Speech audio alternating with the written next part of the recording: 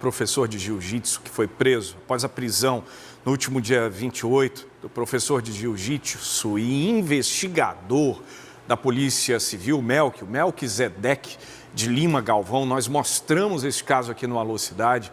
A prisão foi ocorrida aqui em Manaus, foi realizada aqui em Manaus. Ele foi preso por diversos crimes sexuais. Aí, após essa prisão, as vítimas começaram a se pronunciar, a se encorajar e apareceram para relatar os abusos sofridos. Uma dessas vítimas, com muita coragem, está hoje ao vivo com a gente aqui no Alô Cidade. Resistente, superou a violência desse tipo de crime e vai falar conosco a partir de agora, ao vivo. Vou chamar a Brenda, que está aqui com a gente, aqui na tela do Alô Cidade. Primeiro, te agradecer pela disponibilidade, pela coragem de estar conosco aqui em um relato muito sensível para a gente que está do outro lado e que conta histórias todos os dias e que não tem como não se aproximar de ti nesse momento em solidariedade, em abraço e ao mesmo tempo te agradecer pelo teu relato, porque ele também acaba encorajando outras vítimas a terem essa atitude de denunciar. Brenda, seja bem-vinda ao Alô Cidade. Como foi contigo em relação ao Melk? Sim, quero agradecer o apoio, né, que a mídia está dando aí e para que outras meninas possam vir a denunciar, né? Isso é o que eu quero. Quero que a justiça seja feita, tanto por mim quanto pela minha irmã também. Ele abusou de mim e da minha irmã durante o tempo em que a gente estava com ele e abusou sexualmente e também torturou, né, por vários anos psicologicamente. Então, eu tô aqui para falar, né, um pouco do que aconteceu comigo e da dor que eu senti esses anos todos, né, de guardar isso comigo, de toda essa opressão, toda humilhação que ele fez eu passar. E o meu desejo é só que a justiça seja feita por mim, pela minha irmã e pelas outras meninas. Brenda, quando foi que você percebeu que a atitude dele extrapolava uma simples relação de treinador-aluna? Eu conheci o projeto, eu tinha 12 anos de idade, né? Ele tinha um projeto na verdade, o intuito era só treinar o filho dele, daí foram aparecendo outras crianças e se tornou um projeto ali, né? Pelo fato de várias crianças se aproximarem do lugar. E eu fui uma dessas crianças, né? Eu fui uma dessas crianças. E quando ele me viu treinando tudo, ele se aproximou de mim para me conhecer, para saber a minha história, né? Eu andava por volta de 1 hora até a academia, todos os dias para treinar. Então ele se interessou ali, né, em me conhecer melhor, conhecer minha família, né? Conhecer minha história de vida. Até que ele foi, né, até minha casa, conhecer minha mãe. Eu sou filha de mãe solteira. E na época, nem casa minha mãe tinha, a gente morava numa invasão. E então ele viu, né, toda a dificuldade que tinha ali, tudo que eu passava. Tinha vezes que eu ia pra academia sem ter o que comer. Então ele pegou e conversou comigo, conversou com a minha mãe e apresentou pra gente um futuro ali, né, no esporte. Ele falou que se eu confiasse nele e se eu continuasse treinando, me dedicando, eu ia ser uma grande campeã um dia, eu ia poder ajudar minha família a tirar daquela situação difícil que era, né? E eu acreditei, minha mãe também acreditou, e eu comecei a treinar mais ainda, né? Me dedicar. Eu vi aquilo ali uma oportunidade de vida, fiquei muito feliz, né? Um dia eu vou mudar a minha vida, a vida da minha família.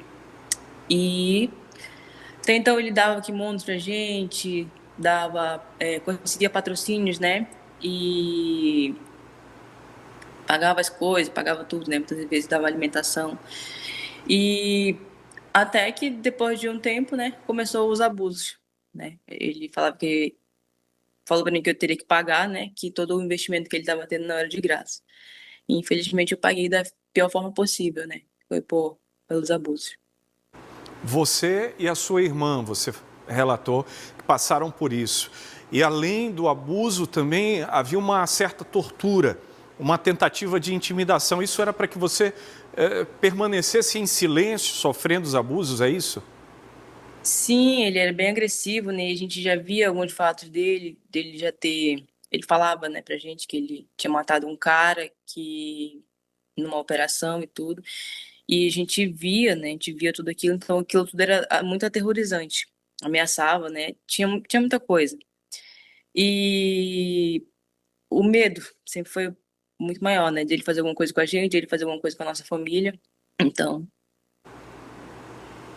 Sei que é um momento muito difícil para ti, um momento para a tua família, mas eu queria te perguntar ainda, diante de tudo isso que está acontecendo, o que mais te encorajou nesse momento de vir a público, expor a situação e endossar a necessidade de reprimendas em relação ao Mel, que é o que ele cometeu com você e com outras meninas naquele período? olha, para ser bem sincera, eu achava que isso nunca ia acontecer, né? Que ele nunca ia ser punido por nada, né? Até por ele ser policial. Eu falava, gente, como que a gente vai denunciar um policial para a polícia? Como? Que era o cara que era para proteger a gente? Como? Não tem como, né? Ele nunca vai ser preso. Ele é especialista nisso, então não tem jeito pra gente, né? Melhor se calar e esquecer isso. E agora que eu vi que ele foi preso, né? E que a mídia deu bastante assunto a isso, que foi quando a minha irmã pegou e chegou e falou comigo também, né? Relatou, foi horrível ter que ouvir o relato da minha irmã. E horrível ela também ter que ouvir o meu, foi devastador. Então, isso me encorajou. E eu vou falar e que ele seja preso, que ele pague, né? É, que a justiça de Deus seja feita acima de todas as coisas, mas que o sentimento é de que eu tô fazendo uma coisa certa, né? Tô tirando esse peso de cima de mim e o sentimento é que é esse, que a justiça seja feita. Por mim e por todas as meninas. Brenda, o que você sentiu no momento em que você ficou sabendo que ele havia sido preso por esse tipo de crime?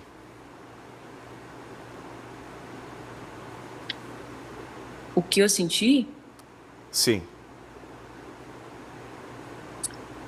eu senti ali uma esperança, né? Ele tá pagando pelo que ele fez. Dá mais lugar à segurança no momento em que isso acontece, né? Talvez por isso você esteja aqui nesse momento, compartilhando com a gente a tua experiência, mas também a tua coragem de denunciar e de levar isso adiante. Eu quero te agradecer muito a tua disponibilidade com a nossa equipe. Quero que também você se sinta abraçada por nós, em solidariedade pelo que aconteceu e que tudo aquilo que infelizmente aconteceu com você possa ser transformado em força para você seguir em frente, sendo um exemplo de mulher e de guerreira e de uma mulher muito vitoriosa. Apesar de tudo que aconteceu, imagino que hoje você é mais forte, consciente e também pode inspirar outras mulheres a não submeterem a esse tipo de violência. Muito obrigado por participar com a gente aqui do Alô Cidade, Muito Brenda. obrigada. Muito obrigada.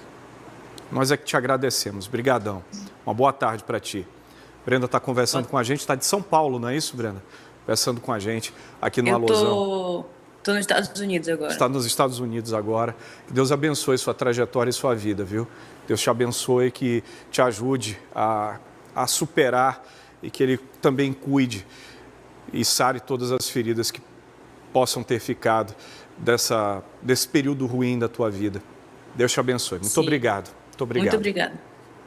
2h04 em Manaus. A gente vai seguir atualizando à medida em que esse assunto for avançando, o inquérito policial concluído e os aspectos legais que devem ser adotados pela justiça forem avançando também.